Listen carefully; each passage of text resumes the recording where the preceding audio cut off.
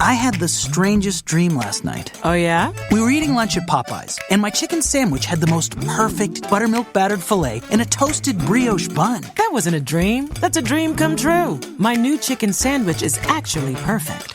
Oh, now that is dreamy. Can you say juicy, crispy chicken? Can you say keep 'em coming? Classic or spicy? Heck, for $3.99 a pop, might as well get both. Limited time only. Price and participation may vary. Love that chicken from Popeyes. Prepare for glory! I wanna know if you got your popcorn ready. Do you got your popcorn ready? I came out the womb, I was ready. And he's hit the end zone for an unbelievable touchdown. I would be honored if you played football for this team. Throw it up above his head. They can't jump with me. Golly. Oh, they tackle him at the 40-yard line. Who can make a play? I can. Who can make a play? I can. Roundtable Podcast, proud member of the Full-Time Fantasy Podcast Network. You can find them at FTFPodNet on Twitter. You can find me at SportsFanaticMB on Twitter. And you can find my co-host, Mr. Dennis Bennett, at Culture_Coach on Twitter. On top of us, there are a dozen of awesome podcasts a part of this network, including guys like Jim Day of the FF Champs, Adam Ronis and Dr. Roto from SiriusXM Radio, Bob Lung of the award-winning Fantasy Football Consistency Guide, and Anthony Servino of FF Face Off, and many, many others. Check them out at fulltimefantasy.com. Again, great network, a ton of great podcasts with a ton of great fantasy advice and content. Not just us, so check it out and get all of your fantasy knowledge there. Want to give you guys a little bit of an update. So last week I had talked about how this week we would be airing our college football specials. Well, that's not going to happen. Jeez, I'm an idiot. Yeah, that's right. I'm an idiot. So we had the amazing guest, Devi extraordinaire, Ray Garvin. You can find him at RayGQ on Twitter. Writes for DLF, does the amazing Destination Devy podcast. Again, he's a great Devy college football expert. And I messed it up. Somehow I managed to delete the files instead of save them because, yes, again, I'm pretty much an idiot.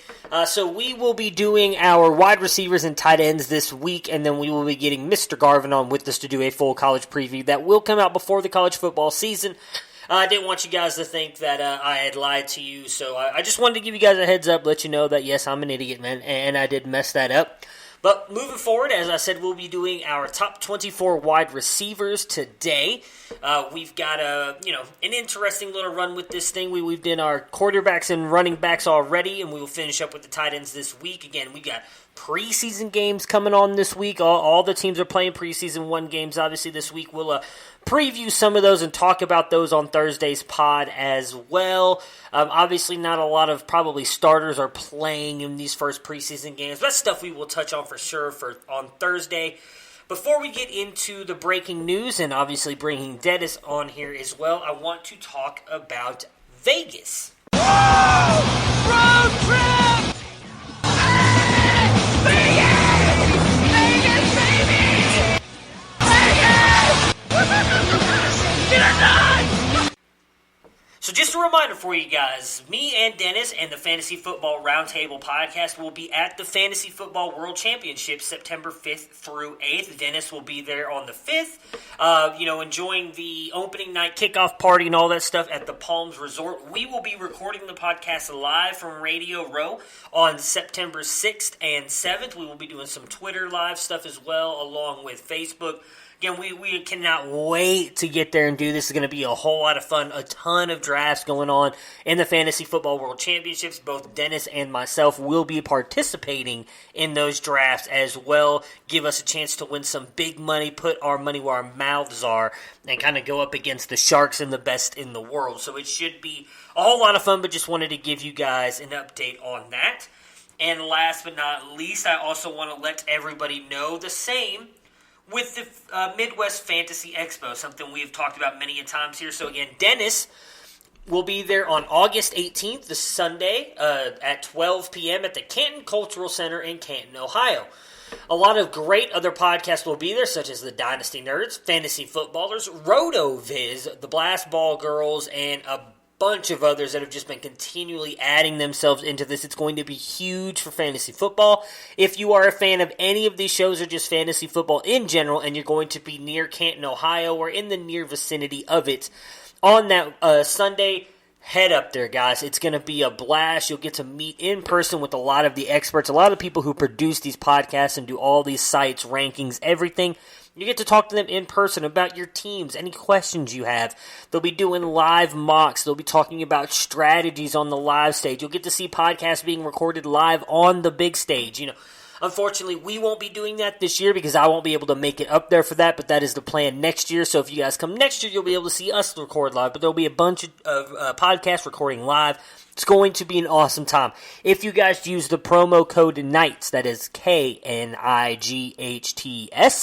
on the website at Midwest Fantasy Expo, you guys can get $5 off your tickets. Tickets are only $20, so you can get your ticket now for $15. You get a swag bag with over $100 worth of credit in there.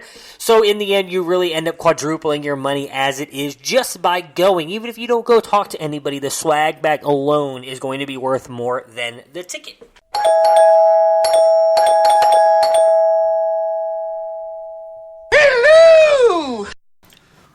What's going on, Dennis? Thank you again for joining me today. How is your day been going? You know, I've had a pretty good day. Wrapped up payroll at work. My floor is almost done here at home. And like I said, I feel like I've been tiling the entire western half of Ohio. but we're just about done with it. So I'm trying to wrap up these last few little home improvement projects before football season kicks off. Oh, and technically it kicks off this Thursday. I guess we could say that. I mean, the Hall of Fame game, although it is a preseason game, isn't really a preseason game. So before we get into the breaking news, we just want to touch on that. So you've got 12 games going on Thursday night. This week, me and Dennis aren't going to jump too much into those because chances are most starters are coming out there and they're playing a series, if that. So there's not going to be much to break down or preview before that. Obviously, if you've got a favorite team, watch those guys. There's going to be a lot of probably rookies playing in these games, so that'll be fun to watch.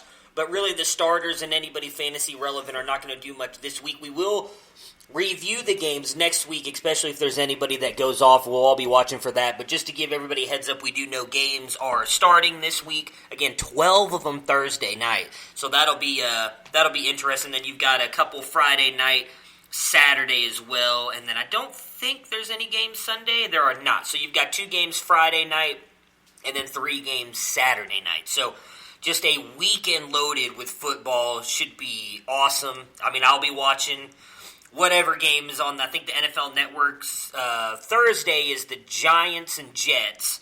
So I'll be watching that, even though I could really care less about either team at this moment. And then the Cardinals and Chargers are the late game. And then Steelers, Bucks on Friday, Cowboys, 49ers on Saturday, which I will be watching that one just to see how much Tony Pollard and or Mike Weber get used with all the Zeke news, which leads us to our breaking news segment. Ladies and gentlemen, can I please have your attention? I've just been handed an urgent and horrifying news story. And I need all of you to stop what you're doing and listen.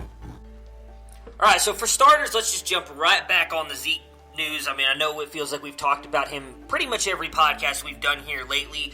A report came out earlier today that he will not play in 2019 until he gets a new contract. There was a little caveat put in there, said that he does think that he won't come to that because he does feel like Jerry Jones is diligently working to get him a contract. So I know we've talked about it a lot, so if you have anything you just want to add to this with Zeke, because I do think Melvin Gordon's situation is a little bit different, so we'll get to his in a minute.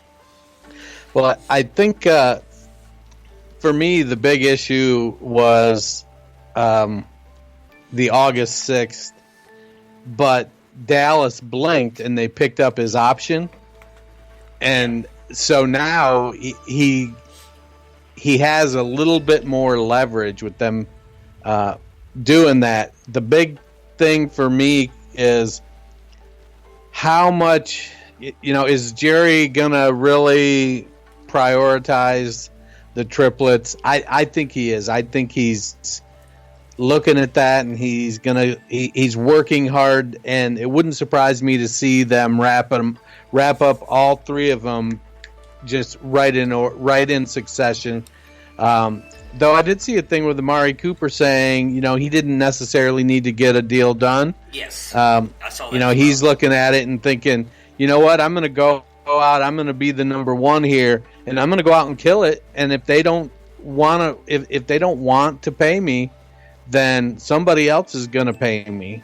So I think Amari is looking at it because he knows wide receivers perform at a higher level for a longer period of time. And even if he gets franchise tagged next year, what's he going to make, $20 million as one of the top 5 wide receivers? Yeah, I'd imagine it's going to be up there. He's going to get paid pretty well. And so I think Amari's sort of taking a look at it and figuring he understands that if Dallas pays Dak and then they pay Zeke and they don't have enough money to pay him, he knows that he's the top dog in Dallas and that they're going to have a high-powered offense, and he's going to put up some pretty impressive numbers, and somebody else is going to pay him. Yeah, I agree with you. I think he's going to prioritize paying the triplets, and if I remember correctly, they have the payroll and the cap flexibility to do it. I think the biggest thing is they're going to miss out on paying other players that they need, like some of the offensive linemen. You've got Byron Jones, who's probably a top 5 cornerback, if not better, in the league right now. I believe his contract is about to be up as well, so that's where I think it's going to affect them the most. If they really have to shell out, I mean, you're looking at probably 15 for Zeke, 30-something for Dak, and then if you get into the 20s with Amari, they're not going to have much cap flexibility to pay other people. So I think that's probably the biggest thing for the Cowboys. At least that's what they're looking at, I would think. Other than that, I agree with everything you said. On Melvin Gordon, this one is really starting to worry me. Or if I was a Melvin Gordon owner, I would be worried because it really seems like neither side is budging. And we've seen this from San Diego, or the Chargers side of things, so the Chargers have never really paid anybody, and they've been right there with Oakland, considered some of the cash-poor teams in the NFL. If they're really sticking to their guns and only offering him $10 million a year, and Melvin Gordon just does not seem to want to come off that he feels he deserves more money than that, how worried are you, I guess, that he could end up sitting the entire season? Or, well, he can't sit the entire season. He has to come back by week 8, I believe, to try and get that accrued season. So how worried are you that he will sit the full 8 weeks on a scale of 1 to 10? Well, I don't own Melvin Gordon on any of my teams, well, neither do so I. I'm not personally worried about it. But I do think that that's the only leverage he has, and I believe they have to play 6 games, so he has to come back by week 10 at the latest. So I see him doing that. If he decides, hey, I don't have any other recourse. I don't think it does it hurt the Chargers. Yeah, I mean, we haven't seen Justin Jackson and Austin Eckler perform consistently like Melvin Gordon did. Now, granted, Melvin was only really efficient just last year. The previous seasons, he was not a real efficient runner, didn't average 4 yards a carry. So Phillip Rivers is not afraid to throw the ball, and they've got Mike Williams and Hunter Henry and Keenan Allen, and going to a passing-oriented offense. Phillip Rivers doesn't have any issues with that at all. So it's kind of a situation that if he holds out that long, it could end up it ends up kind of being a push. He doesn't get what he wants. I don't think they get what they want. And going into next season, do they franchise tag him because that's their only recourse? Because now he's mad they didn't sign him in 2019, so there's no incentive for him to sign a new long-term deal with them. it could end up being a real sticky situation. Ultimately, easy for me to say, I think it comes down to how well Melvin Gordon has managed the money from his rookie contract. Yeah, I think that's good. Like I said, for me, his is more interesting because I would not be surprised if he does that. The only reason I brought up Week 8 is because usually when you see something like that, teams put those players on I can't remember what the list is, but something where they don't play for the next 2 weeks because they have to get in conditioning and football shape. So if he comes back by Week 8, then that means they have to take him off that list after 2 weeks, so that would be Week 10, which would give him the 6 weeks. Because if he comes back by Week 10, I believe they can do what the Browns did for Josh Gordon, I think, got suspended, and that's how they did it. But there's other players who have come back, and the players can put them on the physically not able to perform or something like that because they just came back to camp. And if the Chargers do that at all to Gordon, if he comes back in Week 10, he won't be able to get the 6 games accrued. But I'm right there with you. I'm worried about... He's the one that worries me out of all the holdouts. I just don't think that his leverage is as much as he thinks it is. Because while, yes, I agree, Justin Jackson and Austin Eckler, we haven't seen it, but I would imagine together those two can produce something close to what Melvin Gordon has shown. Phillip Rivers has shown us that he does not have to have a running back in the backfield to be productive or at least help the Chargers win.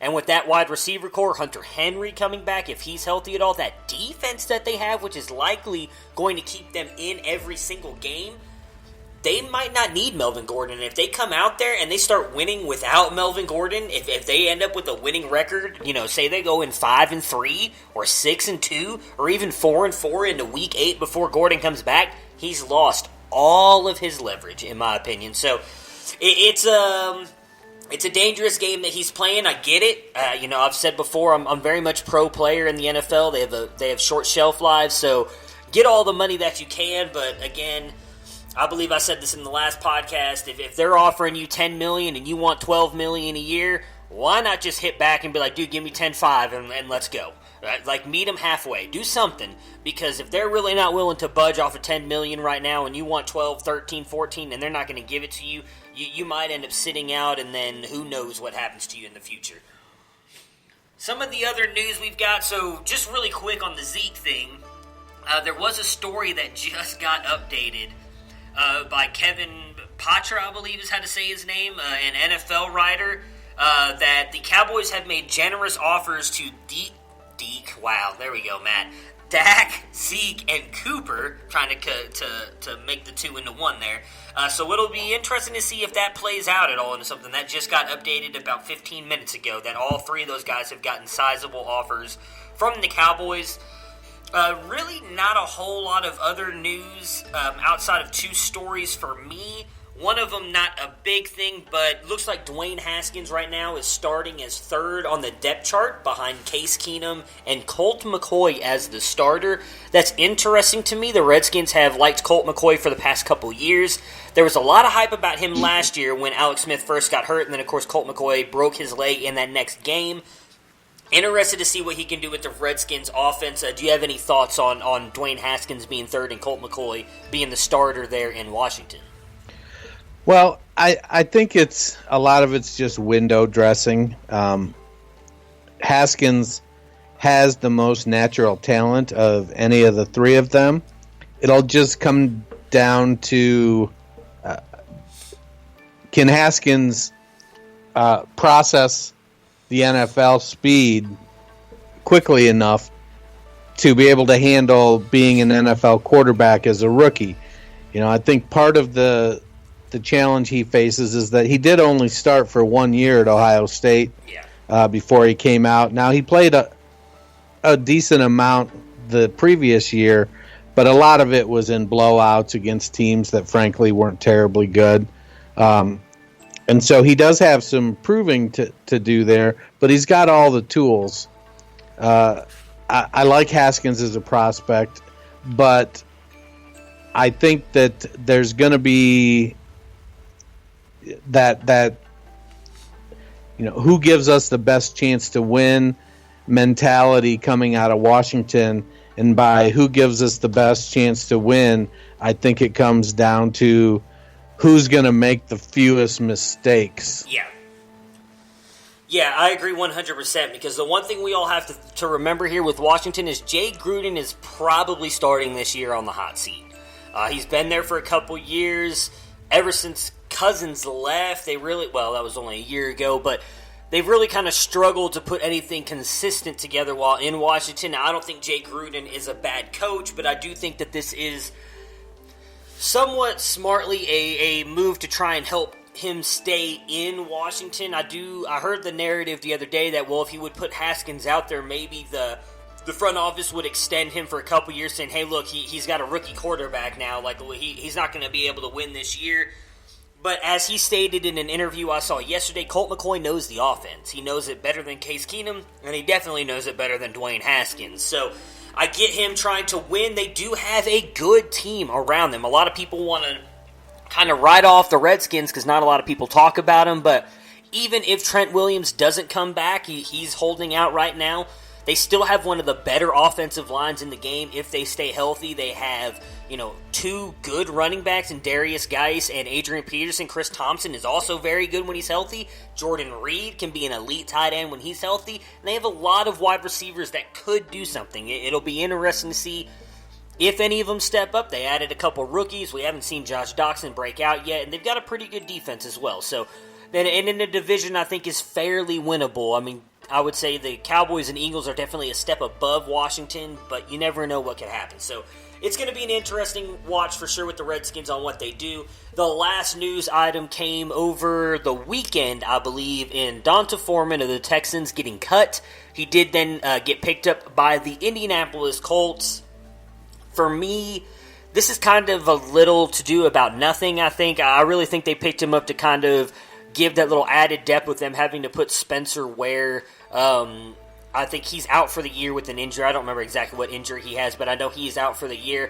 I could see them probably just picking up Donta Foreman to back up Marlon Mack. I don't think that he's going to steal much work away from Mack and or Hines. So kind of a little bit of news about nothing for me, but I do know a lot of Donta Foreman truthers that think he's going to be the next coming in Indy, and I would pump the brakes on that. And this is coming from someone who doesn't like Marlon Mack. So your thoughts on Foreman going to the Colts? Yeah, I think Donta Foreman is better than Wilkins. So good. He's so much better than Wilkins. I can't even remember Wilkins' first name. It's Jordan. Jordan Wilkins. So it makes sense with Ware getting injured. Now I've saw speculation that Ware is likely to end up getting an injury buyout. That his injury probably won't keep him out all season, but it's more of a, he can't do anything for a while, and so they'll end up buying him out and let him go try to find a job somewhere else. Heck, maybe even back with them. Unfortunately for Foreman, he's trying to come back from an injury that, honestly, there just hasn't been a lot of success with players, especially running backs, coming back and playing at a high level from a torn Achilles. And I think he could end up with some sort of role in the NFL, but it's likely going to be as that third running back that is going to, sort of spell your two-down starter occasionally, but he's going to have to play special teams, and he's going to have to improve what has apparently been a poor work ethic. I don't think that if he doesn't improve the work ethic, I don't think he'll be long for Indianapolis either. Sometimes that's what it takes to light a fire under you, a la Chris Carter. But I don't think he poses any imminent threat to Marlon Mack. Yeah, I'm right there with you. All right, so for today's episode, that'll end. Hold on. Yeah. We're just gonna not pretend that we saw Antonio Brown's frostbitten feet. Oh, come on! I really haven't looked at the picture because everybody I hear talking about it says not to look at the picture, and I don't like stuff like that. So I did forget about that, though. So go ahead and give me your thoughts on Antonio Brown and his, I guess, messed up feet. Well, I got to be honest. I didn't quote unquote look at it so much as I started to get a glimpse of it, and I scrolled past it as fast as I can because I don't like that shit either. Yeah. But frostbite is serious, and if something happens to the point where he loses feeling in a toe, that could impact his balance. So hopefully it's not that bad, and he's able to, with some time off, and let his skin kind of regenerate and heal up. But if he has any nerve damage or potentially ends up losing a toe or something, stuff like that could affect the balance and maybe sort of exacerbate any decline that he might experience as he gets older. I don't know. It didn't look good from the quick scroll past that I saw. Yeah. It definitely didn't look good. But hopefully, everything is good with the nerve damage. Frostbite's no joke. Yeah.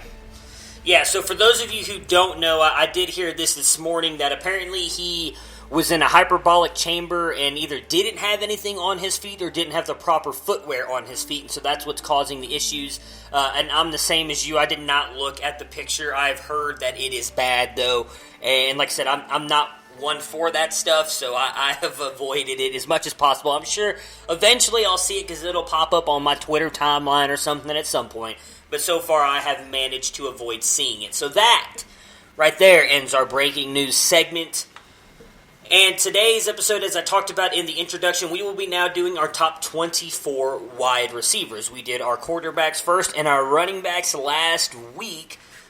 I am interested to see how this wide receiver one goes. I feel like this one might bring us the most differences, so to say. Although we were fairly different in most of our running backs. Our rankings were all kind of close to each other for the most part, so I do want to see how separate we are, especially on a few guys here that I think will dredge up a little bit of controversy at least. So let's go ahead and kick it off. Who is your number 24 wide receiver for 2019?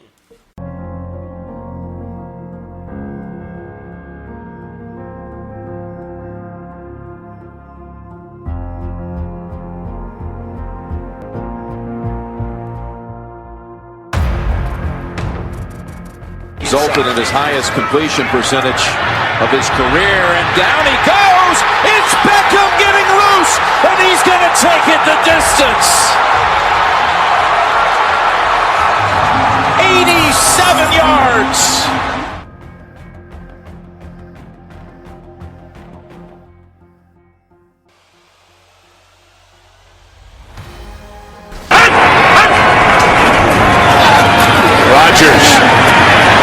To his right downfield. He's got Adams. Adams! Welcome to week 14. Touchdown, Green Bay.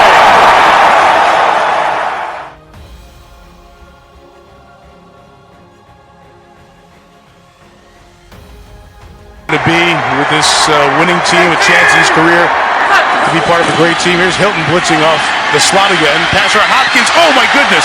Did he catch that? Did he catch that? That's the touchdown catch of the year if that's good.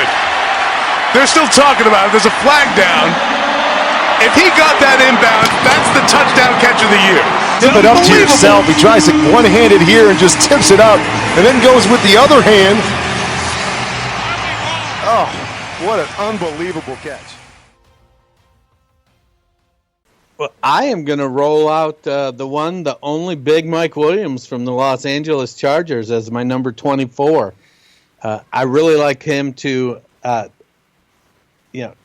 sort of step into that number 2 wide receiver role. And if Melvin Gordon prolongs his holdout, it could make them more of a passing team. I do think that the odds of him scoring 10 touchdowns this year probably are not high, but he's shown that he's somebody that can be trusted down in the red zone, and Phillip Rivers isn't afraid to throw the ball and take some chances. So if he bumps up let's see, where was he at last year? 66 targets, 43 catches. So if he bumps that target count up, close to 100, he could pull in 75 catches maybe, push 1,000 yards, and, maybe 8 touchdowns. So I like Williams a lot. I think his game is a little bit different than Keenan Allen's. Yeah. From the standpoint of, let's see, what are their yards per target? Allen was 8.8, Williams was 10.1. So, a yard and a half difference in yards per target. So Williams does play down the field a little further. That does open him up a little bit to the lower catch rate, 65% versus 71%. So I like Mike Williams a lot, and he comes in as my number 24 wide receiver. All right, so hopefully this is not the start of a total agreement episode, but that is who I have at 24 as well, so there's not really much that you left out there. I just think he's in for a big year. I'm not necessarily a huge Mike Williams fan, but just being there, the number 2 in that offense, that again, especially if Melvin Gordon is going to be out, the amount of times that they are going to throw the ball. We've seen Phillip Rivers is going to get the ball to his wide receivers. If Keenan Allen goes down at any point in time, which he has been injured a lot over the past couple years, I don't know if he'll miss games. He did a good job of not missing many games last year, but he has sat out plays and everything, especially last year when he got hurt. Mike Williams could step up big time. He is a talented wide receiver. I think we finally saw him kind of really back and fully healthy last year after I think it was a neck injury coming out of college.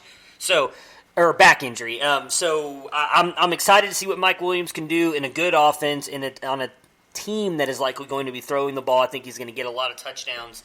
Mike Williams at 24 for me as well. Who do you have at 23? At 23, I have the new ageless wonder, Julian Edelman. Okay. While he's currently a little bit dinged up, I do think that he will be good to go by the time the season starts.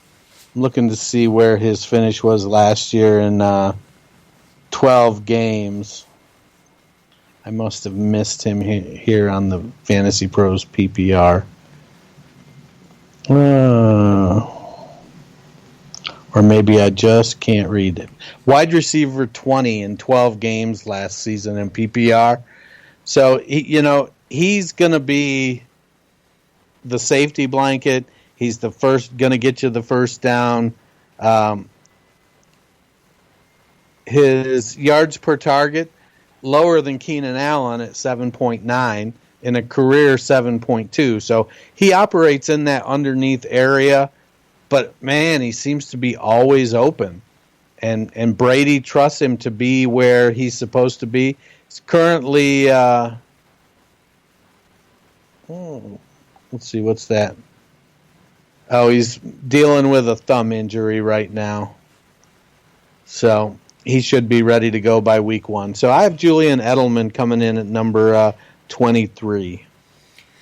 All right, so for me at 23, I have Sterling Shepard. I do think that he is going to likely be the 2 behind Golden Tate there in New York. I just don't know what we're going to get out of him. He has been inconsistent. While he's looked good at times, he's also looked extremely bad. Don't know what we're going to get out of Eli Manning in that offensive line, and if Eli Manning is at some point in time benched for Daniel Jones this season, I do think that's going to hurt Shepard's value even more. Still think he finishes as a wide receiver too, but I'm just not buying into the hype that he's going to take a big step forward with Odell gone, so he's my number 23. Who do you have at 22? Number 22, I have Kyle Matthews' favorite guy there, Corey Davis. Wow, okay. He's a little scheme dependent, as in the Titans don't throw the ball a lot, but I think they are in a situation where they are going to throw the ball a little more. They brought in a wide receiver across from him with A.J. Brown that is going to kind of help open up the coverage for him. And if Mariota can't throw the ball, they're going to bring Tannehill in. And while Tannehill isn't great with the deep ball, I think they're going to be a little more pass-oriented than we expect. So I like Davis to finish as a wide receiver too. Man, the kid is talented. His market share in college was through the roof. He's a good wide receiver who's been held back by his team, and I think part of the reason they stuck in-house with Arthur Smith as their OC is to try and get more out of that passing game. I don't believe I'm not sold on Jonnu Smith. Delaney Walker's coming back from an ankle injury. And, yes, they brought in Adam Humphries to play the slot. So there's more options at the wide receiver spot. And I think it's going to help to spread coverage and maybe open Davis up to make some more plays. If I felt like there would be a big boost in volume, I would probably have him higher. I do think he's going to be the one in Tennessee, which will be good enough to get him up in that wide receiver 22 range. So for me at 22, I have D.D. Westbrook. I think that he is going to take a nice little step forward this year. I think he's going to be probably the best option Nick Foles has in the receiving game. While I don't think that Jacksonville is going to lean to being a pass-heavy team, especially if Fournette is able to stay healthy, I do think that they're going to run the ball a lot, but I think he is probably the most dynamic wide receiver on that offense outside of maybe DJ Chark. But him being a second-year player, I'm going to take my odds on D.D. Westbrook. I think he's going to have a good year with Nick Foles under center and finish up there right toward the bottom as a wide receiver, too. Who do you have at 21? 21, I'm going with Tyler Lockett. Again, he's kind of in the same situation as Corey Davis, except he's got a good quarterback. But he also has a great running game as opposed to a head coach that wants to be a great running team. So Lockett, I think, is going to lead the Seahawks in targets pretty easily. I think he's going to lead them in receptions pretty easily. And playing from the slot, he is shown to be an extremely dynamic playmaker. DK Metcalf will be tearing the lid off of that defense.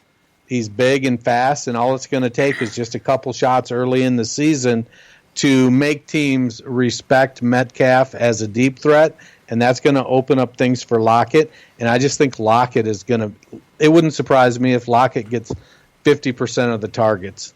It's probably an exaggeration, but I could see him, having pushing for the league lead in target share this season. So that's only one spot off of where I have Lockett. I have Lockett at 20. For me at 21, I have Chris Godwin. I'm not buying into the hype as much as others are with him. I do think he's going to have a good year. I know Bruce Arians came out and said that he's going to be on the field 100% of the time and everything, and he had a good season last year. Finished at 27th with 185 points.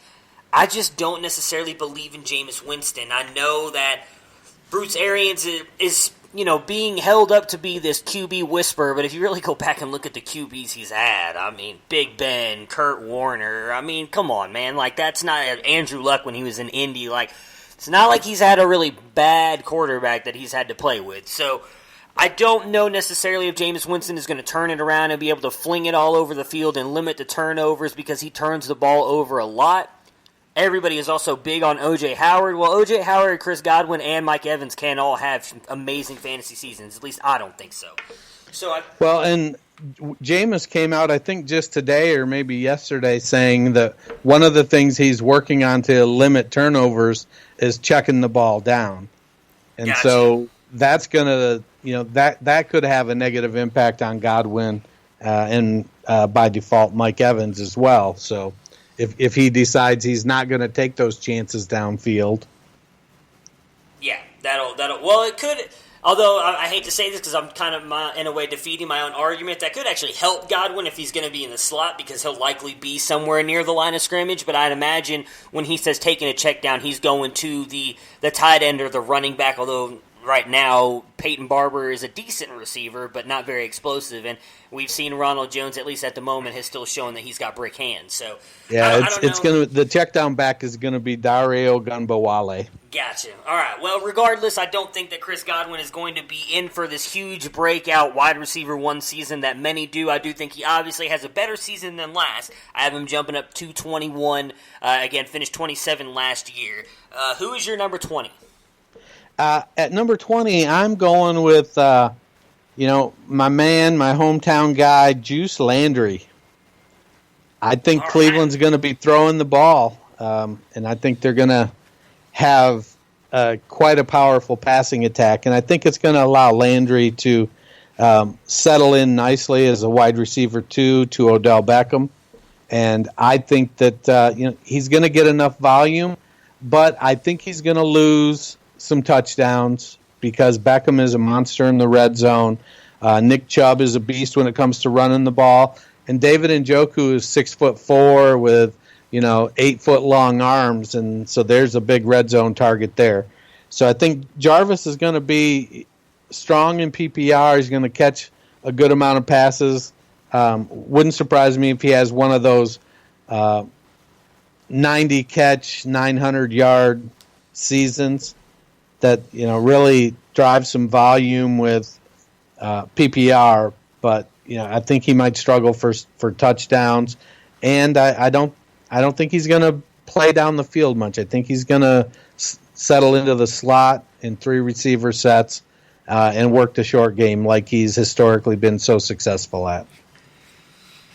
All right, so for me at number 20, I have Tyler Lockett. I'm pretty much on board with everything you just said for him with the Seahawks. I do think DK Metcalf is going to steal a little bit of work from him, and also with them, I still think they're going to be one of the more run-heavy teams in the league, which is also going to limit his upside. I think a lot of it is going to obviously come from his touchdowns and just his down-the-field receiving. We saw it last year with him and Russell Wilson.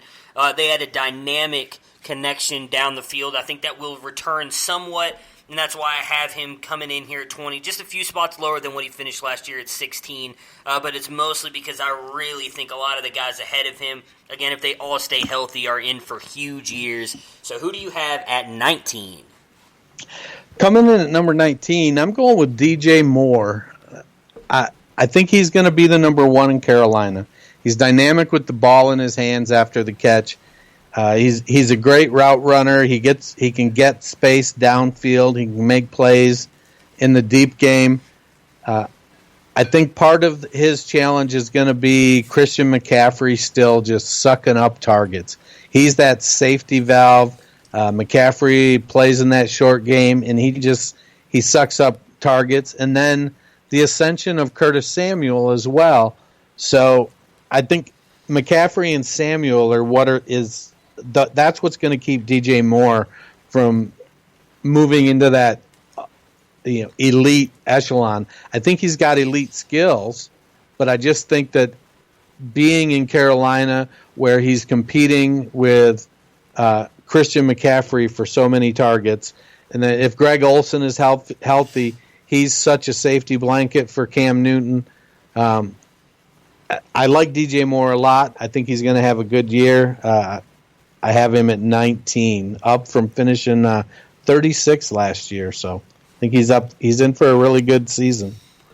I hope so, man. I like DJ Moore a lot. I didn't get him into my top 24. I thought about it. My biggest fear is just Cam Newton. I need to see that shoulder before I can rank him higher. I know that they're saying all the right things out of Carolina. I'm worried about that, and I'm also worried about, as you were just saying, Samuel and CMC, because I think Samuel is in for a big year. Matter of fact, when we get closer to the season, I might have Samuel finishing higher than DJ Moore, just because I think he's going to get peppered with those targets closer to the line, because I think teams are going to, not that they'll be successful, but I think that they are going to try and key in on CMC with as good as he was. For me at 19, I had Julian Edelman. I think Edelman is in for just another great year as a wide receiver. I think he's going to get a ton of catches, a ton of yards. I think he's going to be limited on touchdowns because I just don't think he has that breakaway speed anymore. I don't think he's going to be able to beat defenders into the end zone. I think once they get close, they're going to rely on that three-headed monster in the backfield of Michelle, Harris, and White. I know they've got Burkhead there too. I'm not that necessarily worried about Burkhead. But I just think with those three running backs, when they get down into the red zone, they're going to pound it in. There's already reports coming out that Sony Michel has been practicing on catching the ball, and they've been using him more in the passing game so far in practices, which I think could also hurt Julian Edelman a little bit more, as well as he's kind of been his safety blanket, and Brady might start using Sony Michel out of the backfield in that aspect, especially because he was very, very good at that at Georgia in college. So Edelman, for me, at 19, still a very good year. Who do you have at 18? You know, this is probably the first surprise in my rankings. At least it might surprise some people. I have Adam Thielen at 18. Wow, okay. You know, I've become a Stephon Diggs guy over the past year. I like Thielen. He's a good player. But he's the slot guy of the two. He can play. Yes, he can play outside, but he does great in the slot. Diggs, I think, is a little more versatile on the outside. So I like Thielen to have a good year. I mean, wide receiver 18 is no laughing matter. But I think they're going to have a little more competition. I think they'll run some 12 personnel with Rudolph and Smith. I think Dalvin Cook is going to catch some passes. And so I think what's going to separate Thielen and Diggs is going to be the yards per catch, and Diggs being able to get downfield, make more plays downfield, and get additional yardage. So I have Adam Thielen coming in at 18. All right, so for me at 18, this one, I'm not going to lie, this hurt me a little bit. I was really big on this guy last year. I drafted him in a couple of the redraft leagues that I had. Got him late, and dude balled out. Now, he didn't have a great fantasy season when you come down and look at it. He finished number 21 last year with 207 points. I have him finishing just a little bit higher here at 18, and that's Kenny Galladay. I love Kenny Galladay. I love his skill set. I think he has a chance to be a red zone monster, especially this year, because I think TJ Hawkinson is going to not necessarily struggle, but be used more in the blocking game than really the receiving work, at least this first year. So I don't think he's going to steal a lot of red zone work away from Kenny Galladay, especially because I saw a report that is Luke Wilson, I believe is who it was, if I'm remembering correctly, was actually in the red zone packages more often than Hawkinson in some of the practices they saw. I love Kenny G, and it was so hard for me to rank him all the way down here at 18, but I just the players I have above him, I'm more confident in than him, especially because, as I know you've talked about many a times, with Bevel coming over here, I do think that they're planning on running the ball a ton, and where a lot of Kenny G's points came from last year was being force-fed the ball, because at that point in time, that was all Matt Stafford had. They had just gotten killed with injuries. Marvin Jones coming back, I think he's obviously going to lose some workload to him, but those are the only two players they have there in the receiving game, at least in my opinion, that I'd be worried about. So he'll still get a fair amount of work and touchdowns, I think, but not enough to finish higher than 18 for me. Who do you have at 17? So 17 was a little bit of a challenge for me, because I just struggle with how are the Rams wide receivers going to shake out? What is going to happen there? I have Robert Woods at 17.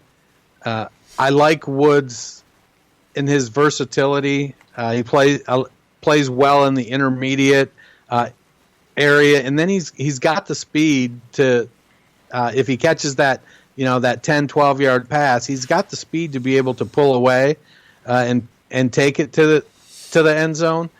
The Rams are a passing team, even though they've got Todd Gurley, and I think the Gurley stuff has been a bit overblown. I still think Gurley's going to have a great year, but the Rams run three wide receivers, and I think two of the three of them are going to finish fairly high, and so I have Robert Woods at wide receiver 17. Well, I am with you on that with the Rams having two in the top. Mine are different. Mine are the top 14, if I'm being honest. So obviously, I've got one of them coming up here. For me at 17, I've got Jarvis Landry, and again, I'm pretty much agreeing with everything you said earlier. I think he's going to be in for a good year. The one thing I have set up, I think, for him to have a little bit better is catches. I do think he's going to somewhat be able to return to some of the production we saw from him in Miami with Ryan Tannehill, with just catching a ton of passes, but not necessarily getting a ton of yards. I could see him, racking up a ton of catches, but only getting like 900-something yards, maybe 1,000. I believe he's really kind of only broken 1,000 a couple times, but touchdowns, as where I agree with you, is going to be a big regression. Because not just because of Odell, but that running game is going to be solid. We have seen that Baker is not going to target one person. So for me, Landry takes a little bit of a step back. Again, I don't think the one thing, and this is a little bit of a off topic here, is going to be interesting to see how he handles it with Odell, especially if neither one of them ends up having huge years, but they're both solid and winning. How they handle that with Baker. But Landry at 17 for me. Who do you have at 16? Well, at 16, climbing all the way up from wide receiver 40, I'm a believer. I think that there have been some injuries that have held him back and some quarterback issues that have held him back. And I think this year he's going to put it all back together, and it's going to be like, I think 2015 again, or 2016. I've got Allen Robinson at wide receiver 16. I think Mitch Trubisky takes another step. He's in this offense for the second year now, and I think Anthony Miller on the other side will help spread the coverage out. They can't double cover Allen Robinson all the time. I don't know what's going on with Burton. He's coming off of a sports hernia surgery, so I don't know if their tight ends are going to be super productive. But they do have some depth at wide receiver. And then David Montgomery, I think, is going to add to that running game and really give them versatility that's going to, when he's in there, the defense won't be able to go, oh, well, they're going to pass, or, oh, they're going to run. They'll have to respect that Montgomery can run the ball and catch the ball out of the backfield, and that's going to help open things up for Robinson. So I like Allen Robinson to deliver another big year. Very interesting. He's another guy that did not make my top 24. So for me at 17, I have the guy that finished at 17 last year, Tyler Boyd. Finished last year with 221 points. I know that he's not going to have A.J. Green alongside him for probably at least the first game, if not probably the first 4. But he's really their best option in the receiving game. They can't hand Joe Mixon the ball 50 times a game and hope that they end up winning the game. At times, Andy Dalton is going to have to force the ball to Tyler Boyd. And I think Boyd proved last year that he can handle it. Again, I know that he didn't necessarily show out that well when A.J. Green was out, but it's something you pointed out that I really did not notice. A lot of those games were with Jeff Driscoll at quarterback, not Andy Dalton. And while, Andy Dalton is not considered a top-tier quarterback in this league, he's better than Jeff Driscoll. I like to see what Zach Taylor could possibly do with this offense, and I think that he can make Tyler Boyd the focal point of it while A.J. Green is not there. So even with Green out, I think Boyd is going to have a good couple weeks, and then when Green comes back, I think Boyd is going to be able to take just another step forward, being the number 2 option, but possibly an even better wide receiver than what A.J. Green is at this point in his career. So who do you have at 16? At 16, I got my guy T.Y. Hilton. I've had at 15 T.Y. Hilton because I had Allen Robinson at 16. Yeah, you're right. My bad. All right, sorry, I got confused for a second. No, I got confused too. I had put my guy on here twice at 15. You're good. It is 15. Yes, 15 is Hilton for you. Yep. Hilton he's a boom bust guy, but I think I feel like he's the number 1 there, clearly. And they've got a lot of weapons, and so he's going to get some good looks. I'm monitoring Luck's calf situation, though Jacoby Brissett, is turning into a respectable backup. And I feel like Hilton is going to get he finished his wide receiver 14 last year. I think he's going to get a consistent amount of targets. He's going to make a consistent amount of plays. He gets to the end zone. He's got great speed still. I still think Hilton's got a couple more years of high-level production in him if he stays healthy, and I'm betting on him to rack up that wide receiver 15 spot this year. All right, so for me at 15, I'm really just whispering this into the ether and hoping to make it possible so I don't lose some bets. I've got Amari Cooper. Again, not a bad year, but 15 just outside that tier 1. I do think that he is in for a good year here with Dak. However, if Zeke comes back, this team is still going to be built around the run and Zeke. I don't think Amari Cooper is going to be able to get away with some of the stuff he was able to get away with last year. Again, I know it's rare to see a wide receiver come over in the middle of the year and produce the way that Cooper has. In fact, I don't think we've ever seen it. However, defenses have now gotten a chance to see the way that they're going to use Amari Cooper. We have not seen, Kellen Moore is their offensive coordinator, correct? Because I almost said John Kitna again. I don't know why I think Kellen Moore. Kitna is the quarterback. Yeah, I don't know why I keep mixing those two up. But there has been a lot of talk down here in Texas that Kellen Moore is the new wave play caller kind of thing. Like, he's one of those guys who mixes the college and the pro offenses. He's got that Boise State background. I gotta see it to believe it. I'm sorry. He's never called the play before in his life, if I'm remembering that correctly. I need to see it. Granted, he has got all kinds of weapons around him. Dak is a more than serviceable quarterback. He is a decent NFL quarterback. One of the best offensive lines in the game, especially with Travis Frederick coming back. A transcendent talent at running back. Defenses are going to have to key in on someone. Chances are they're going to key in on trying to stop Zeke, not stopping Cooper. So that could help him out. I just don't think he's going to have the year that he had in the second half. Again, he finished as wide receiver 19 last year with 215 points. So a little bit of a step up. Again, he did have a pretty horrid start there in Oakland to begin the year. 15, I feel like, is a very serviceable spot for him. I could be wrong on this one, but I don't think he makes it into the top 12, just outside at 15. Who do you have at 14? At 14, I got the aforementioned Kenny Galladay. Well, I do think the Lions are going to be very run-focused under Darrell Bevell. I think Galladay is the unquestioned number one.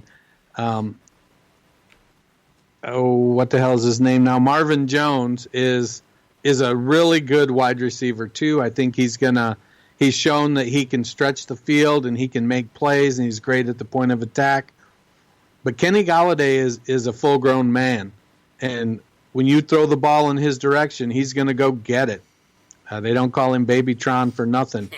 So I think Matt Stafford has that comfort level with Galladay, and he's going to get targets, 110, 120, 130 targets, and he's going to be able to rack up catches and touchdowns. I did see a blurb on Roto World today that said that T.J. Hawkinson has been a fixture with the first team, and so that's coming out just like we expected. Yeah. He's going to be on the field. He'll get some red zone looks, and but he's a great blocker. And so Galladay is going to be the unquestioned number one wide receiver in Detroit, and he's going to dominate the target share there, and he's going to put up top 14 numbers. So at 14 for me, I have Mr. Robert Woods. A little bit of a step back from 2017 where he finished 11 with 265 points. However, I think that's because his running mate there, and Brandon Cooks, is finally going to surpass him and become the number one fantasy wide receiver in Los Angeles. I really like Cooks to have a good year this year. Finally getting a real full season in there with Jared Goff. Woods is spectacular. He's extremely talented. Don't get me wrong. I like what Woods can do. I do think that they might end up even throwing the ball even more than they have the past couple years, especially with all this Todd Gurley news. However, they have come out and said that is all pretty much to do about nothing, and that Todd Gurley is going to be fine. If that is the case, the Rams still going to throw the ball a ton, so I guess that really doesn't matter. But for me, Robert Woods at 14, just a few spots below what he finished in 17 again, because I think Cooks is going to finish higher. Who do you have at 13? At 13, I've got Brandon Cooks. Okay. So I just I feel like he's going to lead the Rams in fantasy points from the wide receiver position. He stretches the field. He makes plays downfield. He gets volume, and he gets 1,100 yards every year. That's just what he does. Doesn't matter if he's in New Orleans or New England or Miami, wherever the hell he seems like he's been everywhere. But he goes out and he gets you 1,000 yards, 1,100 yards, 75, 80 catches, 5 touchdowns, 6 touchdowns. So Cooks is going to lead that team. I think he's going to be the one. I know last year, if you combine Josh Reynolds and Cooper Kupp, they would have been third on the team in targets. Kupp didn't make my top 24. I just feel that his role, some of it, is going to get absorbed by the running backs. Some of it is going to get spread around. I like Kupp to have a good year. If we were doing top 25, he likely would have made the list. But from where I sit, I look at it and I think, they've had 3 wide receiver 2s essentially, and I think that the odds of that continuing, I'm just betting against it. Call it a gut feeling. I don't have statistics to back it up. I don't know. I could probably find them, because there's lies, damn lies, and statistics. So if I wanted to find statistics to back that up, I probably could. But I feel like Brandon Cooks is still going to be the man there. He's going to put up more touchdowns probably than Woods and more yardage. Maybe not more catches, but more yardage. So I have Brandon Cooks at 13. All right, so for me at 13, I have T.Y. Hilton, a spot above where he finished last year. As you mentioned earlier, finished 14th in 2018 with 239 points. Not really much else to add from what you said earlier. I think I'm right there with you. He's got a couple more years left in him. I think his downfall is being just ridiculously widely oversaturated, or whatever you want to say, in my opinion. Everybody keeps talking about how having Funchess there and Paris Campbell and everything, that Hilton's just going to take a big step back. I don't see that one bit. Hilton and Luck have a great connection. I think that's going to continue for at least another couple years. And as long as Hilton can stay healthy, I would not be surprised if he breaks into the top 12. But for me, there was just none of the guys that I wanted to take out of the top 12 to put him in there, so he finished just outside for me at 13. So now let's get into the top 12, the elite options at wide receiver for us in 2019. Who do you have finishing as that first spot in the top tier at number 12? Well, at number 12, I have Stephon Diggs.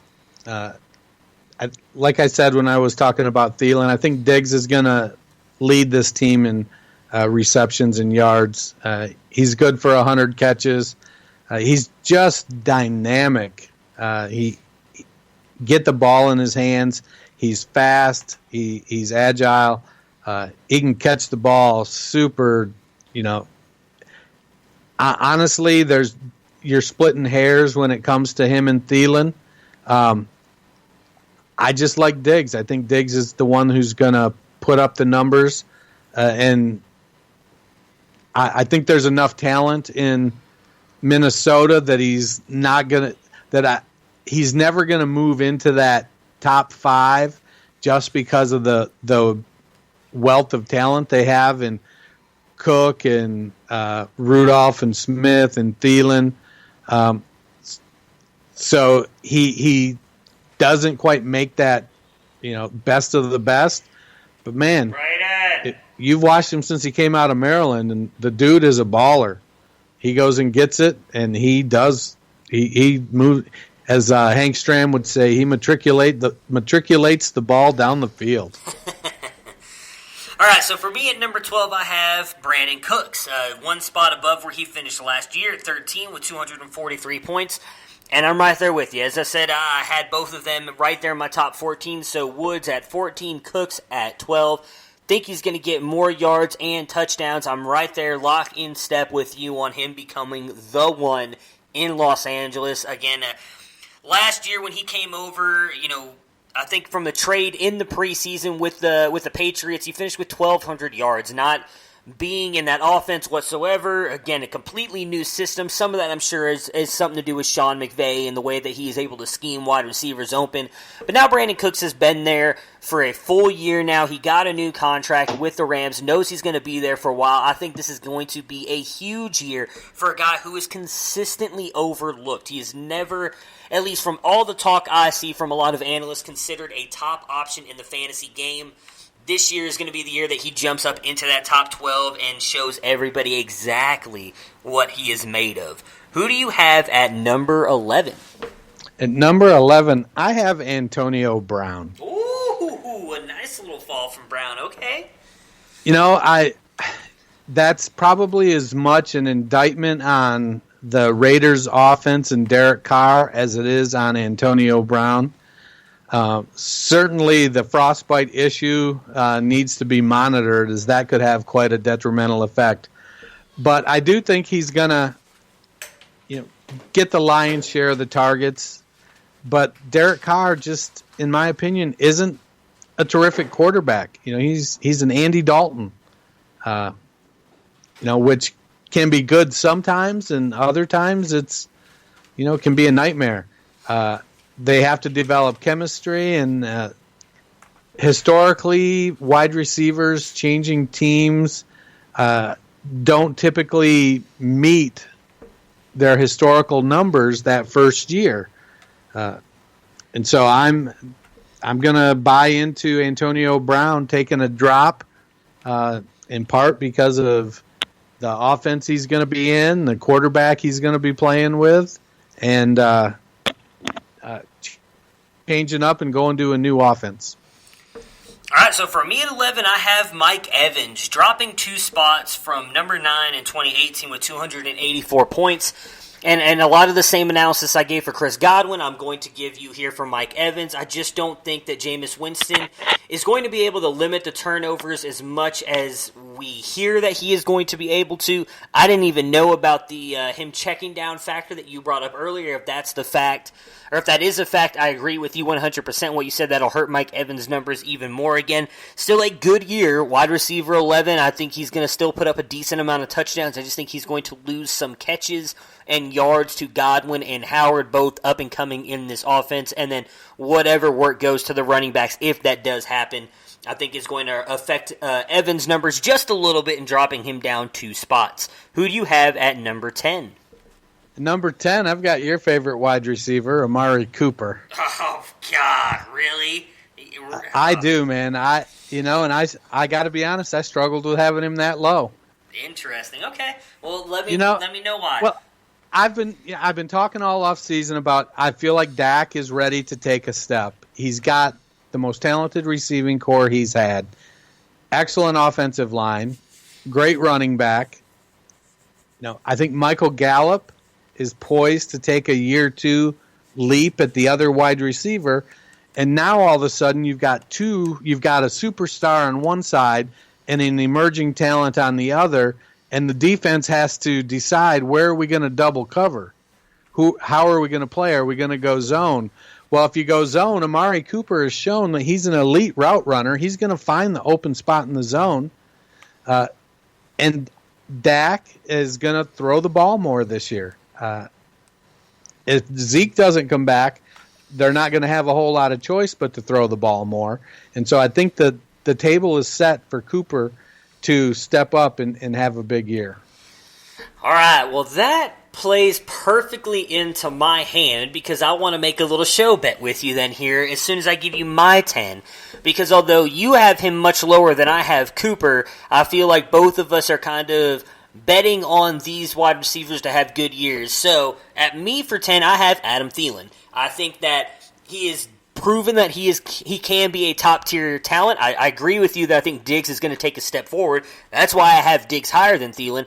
But Kirk Cousins had them both in the top 12 last year, and I think that's going to continue again this year. I think Thielen is going to finish at 10. He finished at 7 last year with 307 points. Again, started off extremely hot, did fade a little bit toward the back of the year, but I think a lot of that is more based on that offensive line than Thielen kind of struggling. I think he's going to have a good year, but will be surpassed by Diggs some. I do have Diggs higher than him. So, show bet. Let's make a bet. Who has the better season, Adam Thielen or Amari Cooper? You in? I'm in. All right. We'll hash out what happens with whoever wins, but you have Cooper at 10. I have Thielen at 10. You had Thielen at 18, correct? Was it 18 or 17? 18. Okay, and I had Cooper at 15, so not much of a difference there. So we'll see who has the better season with that. I'm interested to watch me win this bet, pretty much. Who do you have? You'll be wearing a clown suit at the Fantasy Football World Championships in 2020 while we broadcast from Radio Row. We should do it at the Midwest Expo because we don't know who's who. So I'll wear a clown suit at the Midwest Expo when we record live up on that podcast stage next year, if and only if Cooper beats out Thielen, which I don't think is going to happen. So I'll decide. I might have to have you wear, I was going to say Steelers, but they'd probably hurt you more if we went someone with the NFC North. I don't know. I'll figure something out. We'll figure something out before then. But who do you have at number 9? At number 9, I got Tyreek Hill. I like Hill's talent, but I just think that right now, Pat Mahomes is going to be looking to spread the ball around a little more. He's developing a go where the play is open. And so this is probably the hardest one I had. Yeah. I feel like Hill is such a dynamic player that any given week he can be the wide receiver 1 by 15 points. Yeah. He's that explosive. But I think with everything that's gone on this year, while yes, the field is their refuge, the combination of the distractions, the team growing, Mahomes growing, maybe not forcing the ball to Hill as much. I feel like 9 is a respectable spot. Mm-hmm. So that's where I have Tyreek. Yeah, he was one of the hardest ones for me to rank too. I have him a little bit higher than 9 just based on what you said. He could easily be the best wide receiver by upwards of 15 points at any given week, having Patrick Mahomes as a quarterback. So I did drop him from 3, which is where he finished last year, but just by a little bit. And I'll be honest, these top 9, it was extremely hard for me to pick one outside the top 3. The top 3 were fairly easy for me. And I'm interested to see if we have the same top 3. I'd imagine we have at least the same top 2. I'm interested to see who you have in at 3. And then 4 through 9, I could easily change. I mean, I wouldn't even have to hear that convincing of an argument and change any of these guys around. That's how hard it was for me to rank these guys. But for me, I ended up settling with Keenan Allen at 9, up 3 spots from last year, finished at 12 with 260 points.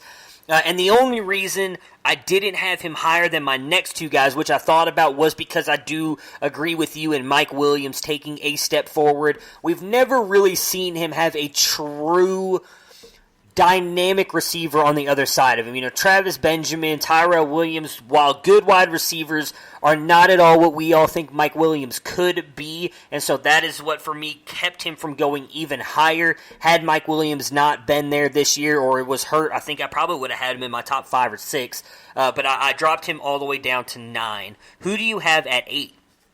At 8, I have Keenan Allen. All right. I love Allen's talent. He's a dog with the ball. Yeah. He just he's a great route runner. One of the best route runners. I think he gets under credit, or does not get the credit he deserves for how good of a route runner he is. I will say that. Yep.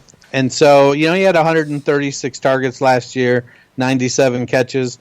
I think that having the talent of Mike Williams across from him for 16 games as the starter is going to help him. It's going to help him be open more. And if like we said, if Gordon does hold out, has a prolonged holdout, they're going to have to lean on that passing game. Yeah. And when you lean on the passing game, you lean on your number one guy, and that's Keenan Allen.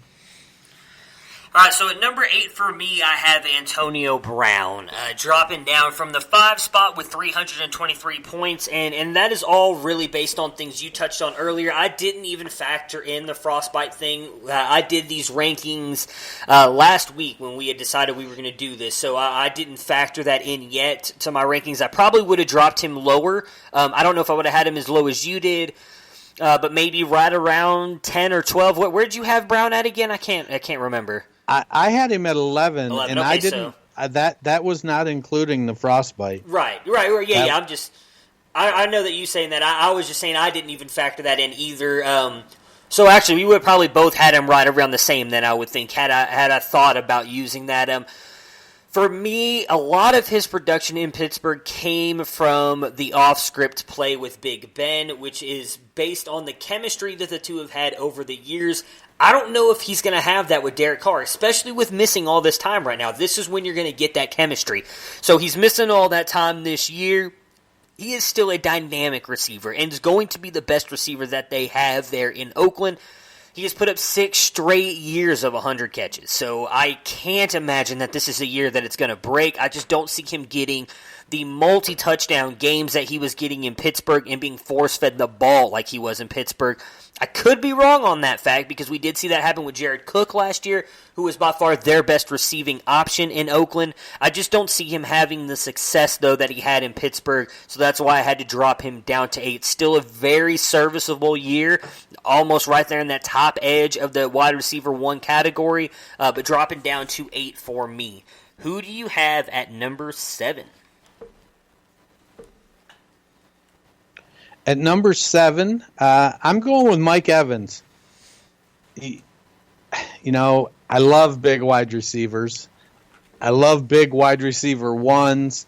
I love a guy, and you can bash Evans all you want for, well, what's he do when he catches it? He just falls down.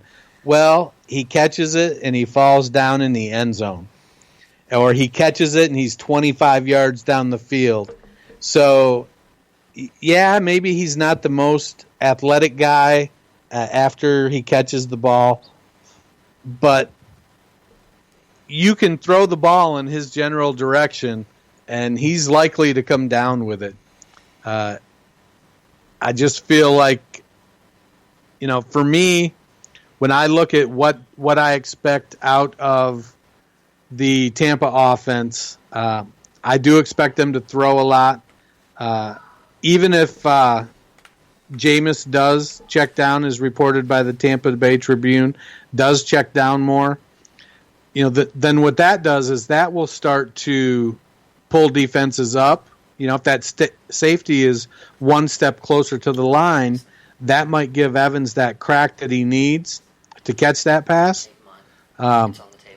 Godwin has to prove himself, but even then, having somebody as good as we think Godwin is going to be across from him is going to open up the passing game for Evans.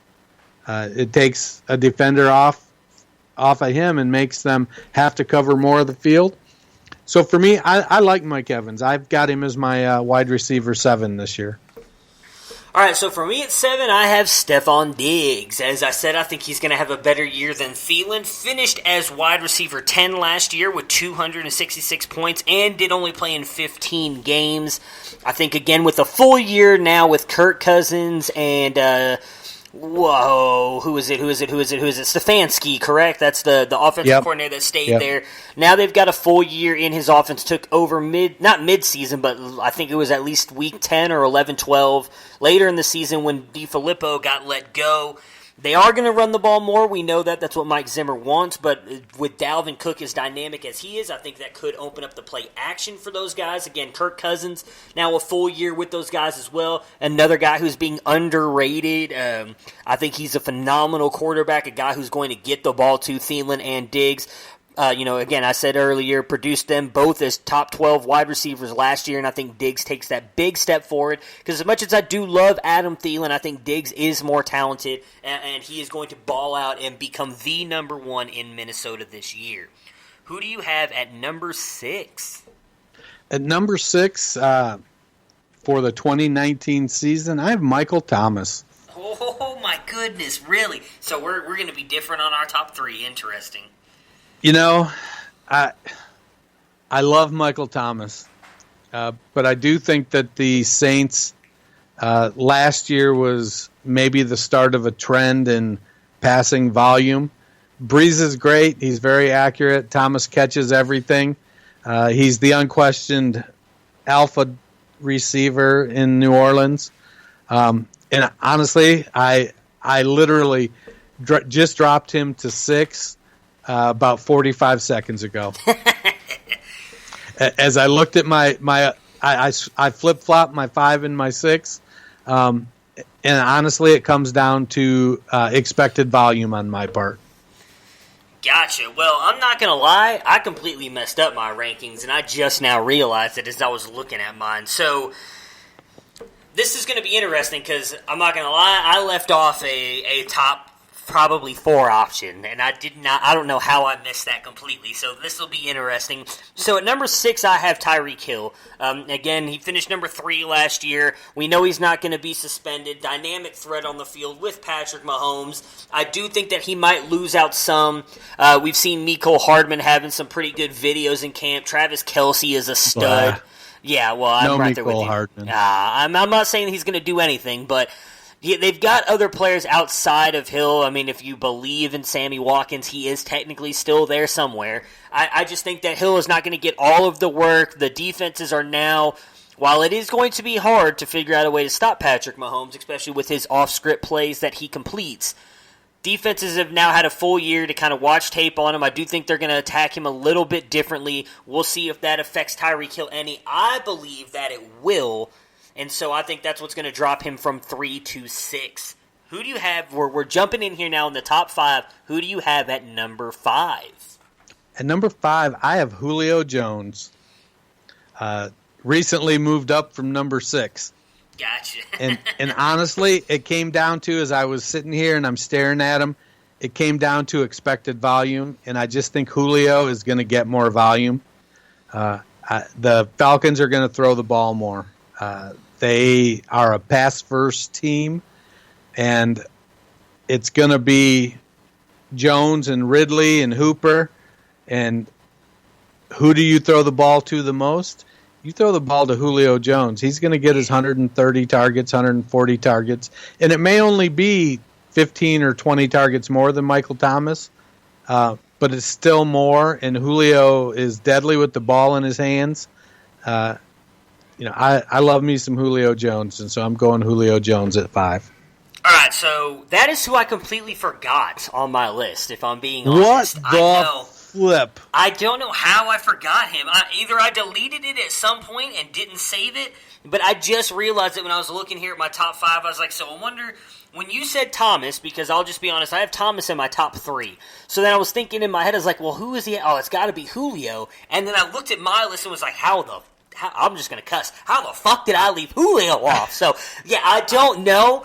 Julio I would have had at 6, though. So what's really interesting to me is who you left off of your top 5, because I feel like my top 5 are going to be close to, if not the top 5 in the NFL. So that means 3 of these guys. No, wait. There's one of these guys that you can't have on your list at all. So who didn't make your top 24 out of these 5 is going to be interesting to me. Because one of these guys, right? Because I'm on 5 now, so that means you've got 4 players left? Oh, maybe you have... No, 4 players. Yeah, I have so 4 you probably players do have left, all 4 on here. Son of a bitch, I'm an idiot. So I apologize to all you Julio truthers out there. He would be number 6 for me. No, 5. Actually, he would be 5. For me, who would have been 6, who I have at 5 on my list, because I forgot Julio Jones is Juju. I don't buy into the whole Juju can't do it without Antonio Brown narrative. Juju is just taking steps forward every single year. He's looked like a phenomenal wide receiver last year. I think he's going to be just fine without Antonio Brown being there. He finished last year as wide receiver 8 with 296 points. I understand that was as the wide receiver too, but guess what? The guy who was eating up all those targets, and granted, I think actually Juju got more catches than Antonio Brown last year. Granted, Antonio Brown did not play in week 17 week 17. But Juju did get more catches than him, and now Antonio Brown is gone. The guy that Big Ben would feed the ball to. He would purposely target Antonio Brown to keep him happy. I don't think all those targets are going to Moncrief and James Washington. I do think that a lot of those, I wouldn't say 80% of them, but a good amount will end up going to Juju. And so I think he's going to take a step forward and finish up as number 5. Who do you have at number 4? At 4, I have Juju. Okay. I believe as well. I think that so as we've seen over Big Ben's career, they have a stud wide receiver. They bring in a number 2, plays at number 2 for a few years, couple years. That stud becomes usually too expensive. They let him move on, 2 moves to 1. They bring in a new 2. That's what they've done over the years. Yeah. Emmanuel Sanders, Mike Wallace, they just keep bringing people in. Antoine Randall L. and who was the one cat played quarterback at Hines Ward. They just keep bringing people in, Santonio Holmes, and they just kind of they move them up. They groom them, and then they step them up and let the other guy move on. And that's what they've done with Juju. He came in, he had a couple great years as the number 2. Antonio Brown, hey man, thanks for your service. It's time to take your frostbitten feet and get the hell out of here with your blonde mustache. So Juju, I don't think they're going to pass as much as they did last year because they throw 650 passes or something crazy. It was ridiculous. I do think they're going to step back from that. But Juju is going to get the volume. He's going to be the number 1 volume guy. At number 2, you've got Moncrief and Washington. Vance McDonald is probably in for a career year. Jalen Samuels is going to get some targets. Ryan Switzer, Deontay Johnson. So you're going to have a bunch of other guys, but the constant is going to be Juju, and he is going to vacuum up targets. I could see him getting 150, 160 targets this year. Yeah, so for me at number 4, I have Odell. Some people might say this is Browns homerism and bias into it. It might be. I just think Odell has proven when healthy he can be the most dynamic wide receiver in the NFL. He is just that damn good. In my opinion, not just Eli Manning, but that offensive line has kind of let him down the past couple years. I've been very open and honest about this. I'm one of his biggest fans. I've loved Odell since he won me, I think it was like 6 championships back in the day in his rookie season. I picked him up, made trades for him before he went off, and dude did not let me down. I ever since then, been a huge fan. I've watched a lot of New York Giants games, and the past couple years, he has been just completely missed by Eli Manning in so many big moments where he overthrows him, underthrows him, doesn't even throw it anywhere near him, throws it to the other team. Baker, I don't think, besides maybe throwing it to the other team, because Baker does throw interceptions, Baker's not going to miss Odell as much as Eli did, in my opinion, which is going to allow him to take that step forward. I do think he's going to score a decent amount of touchdowns in Cleveland because I do think they're going to have an explosive offense. The one thing that worries me, and I know we've both talked about it on here, is that defense. I think that defense is going to be much better than a lot of people are talking about right now, which might mean the Browns are going to be in for some low-scoring games, so I hope not and don't think so. I think that they are going to step on people's throats in every shot that they get, especially with the way that everybody is talking about them now everybody needs to pump the brakes and Cleveland's not even going to win the North. I do think that a lot of those guys are going to come out here with a feeling that they're going to need to prove it and shove it all back in everybody's faces, and I think Odell is going to be the recipient of a lot of that. He needs to keep a cool head, needs to understand that there are going to be weeks that Jarvis is going to be better than him, or Callaway, or Njoku, but in the end, I think Odell is going to be sitting high up on this list based on touchdowns and catches, and I think he's going to have a phenomenal year. Again, the caveat being he's got to stay healthy. If he misses any time, obviously he's not going to finish up at 4, but if he stays fully healthy this year, I think he's going to have a top 4 finish. So that gets us into the top 3. Who do you have at number 3?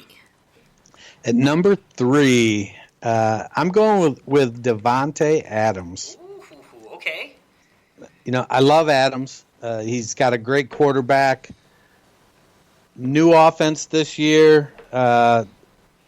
Improved running game, I think. I think this new guy is going to let Aaron Jones run the ball a little bit more. But he also has a stronger supporting cast. MVS and Allison, Equanimous St. Brown. I think they're all kind of primed to take a step, and that's going to help open things up for Adams. You won't be able to key on him.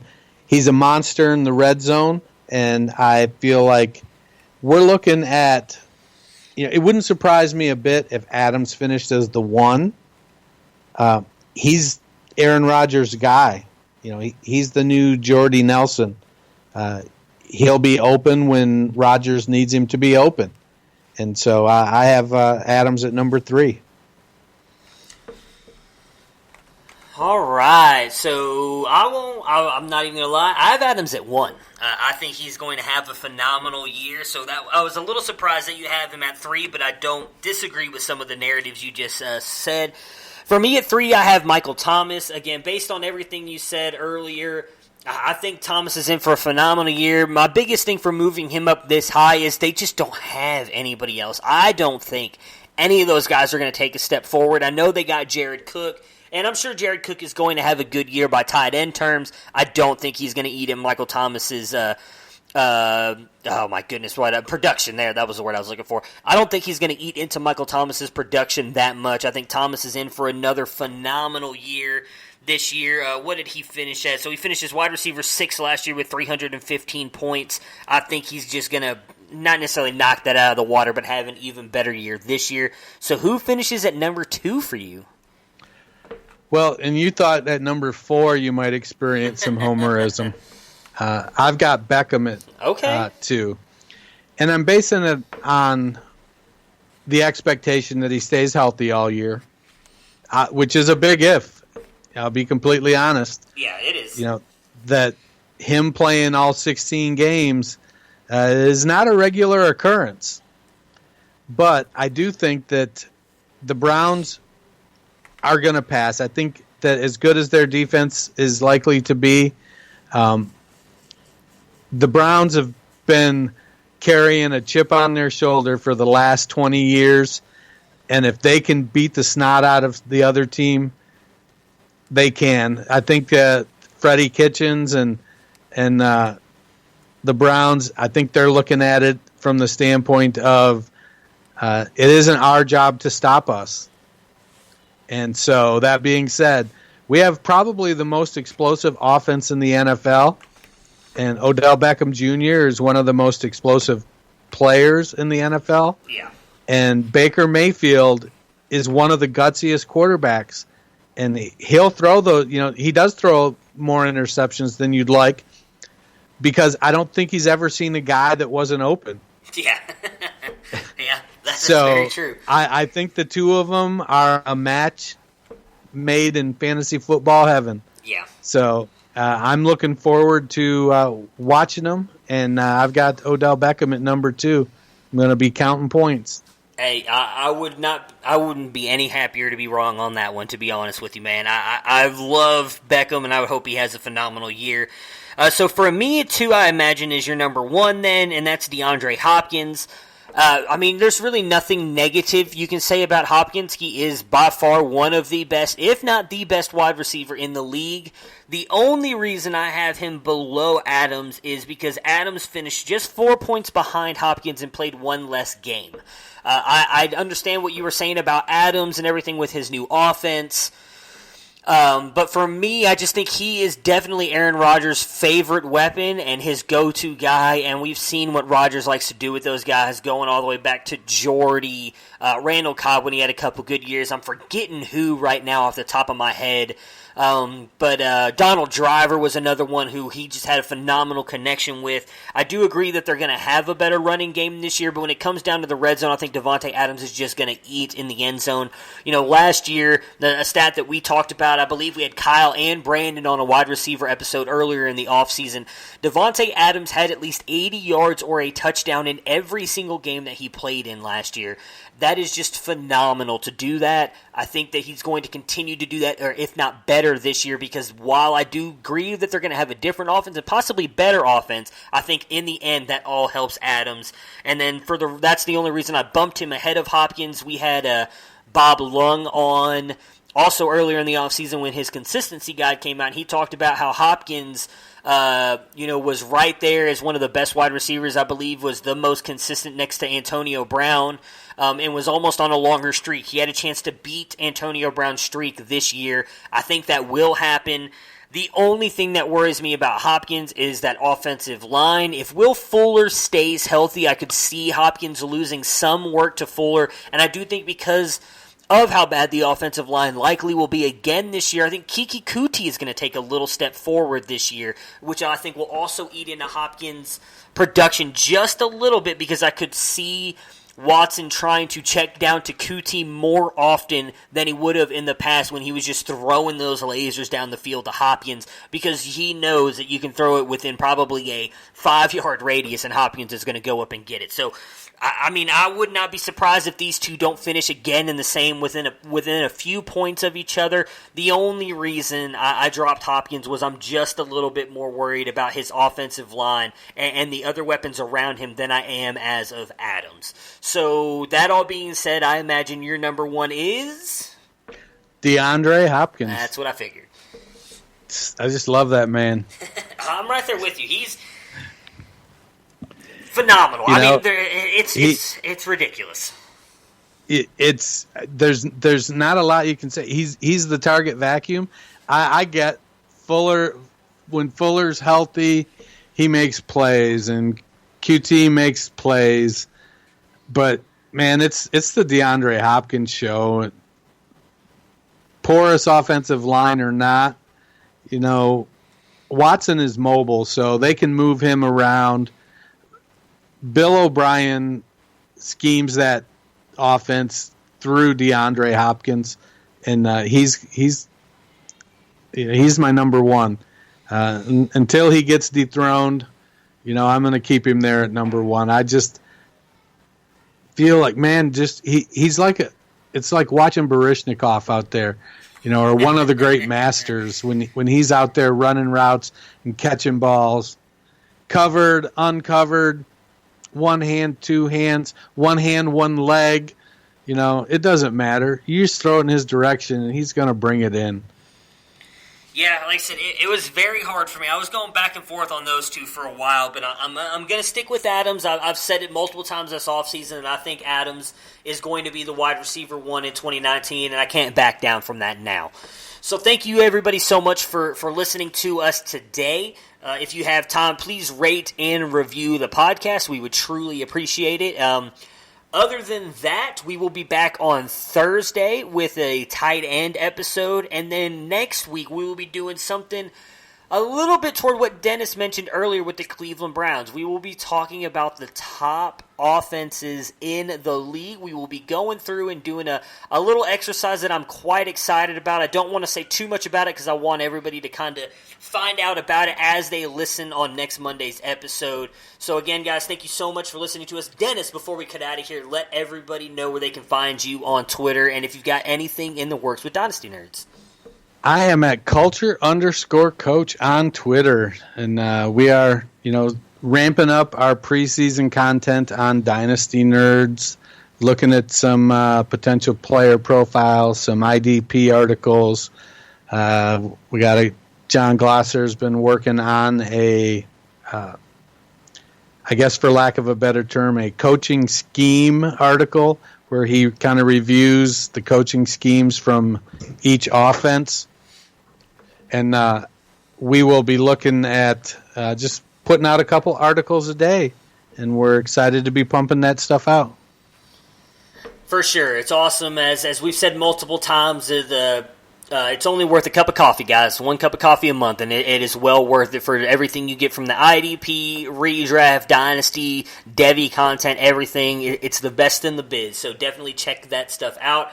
As I mentioned earlier, you can find me at SportsFanaticMB, and again, we will be at the Midwest Fantasy Expo, as I talked about in the intro, and the Fantasy Football World Championships here in the coming weeks. In the coming weeks for the Midwest Fantasy Expo in Dennis, and then in literally a month, me and Dennis will be in Vegas for the Fantasy Football World Championship, so we cannot wait.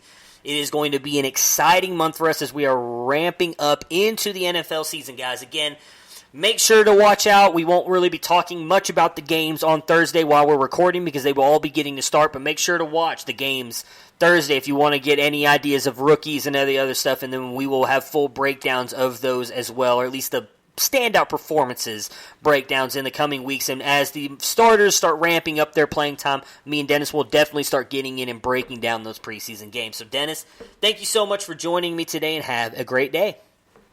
Right on. Prepare for glory! I don't know if you got your popcorn ready. Do you got your popcorn ready? I came out the womb, I was ready. And he's hit the end zone for an unbelievable touchdown. I would be honored if you played football for this team. Throw it up above his head. They can't jump with me. Golly! Oh, they tackle him at the 40-yard line. Who can make a play? I can. Who can make a play? I can.